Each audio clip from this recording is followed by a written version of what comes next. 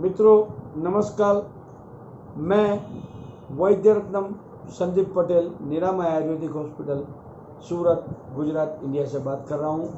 मेरा नंबर है 9426814462।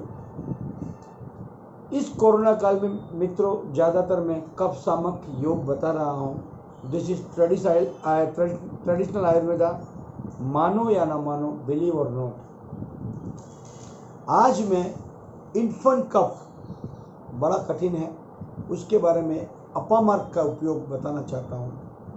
अपामार्क के बीज को लेकर के पैन में डाल करके उसको हल्का सा घी या तेल डाल के फ्राई कर लीजिए, ड्राई कर लीजिए, पाउडर बना दीजिए।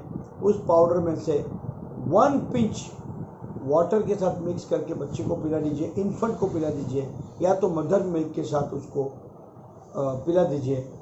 3 दिन के प्रयोग से इन्फेंट कफ ठीक हो जाएगी। उसी तरह से 5 साल के ऊपर के बच्चे, 2 से 5 साल 8 साल के बच्चे को इसी पाउडर की 2 से 4 चुटकी शहद के साथ या तो पानी के साथ मिलाने से कफ ठीक हो जाता है। बिलीव और नॉट, मानो या ना मानो, this is traditional Ayurveda. Try, वैद्यकीय सलाह बहुत जरूरी है। Try and get success. धन्यवाद।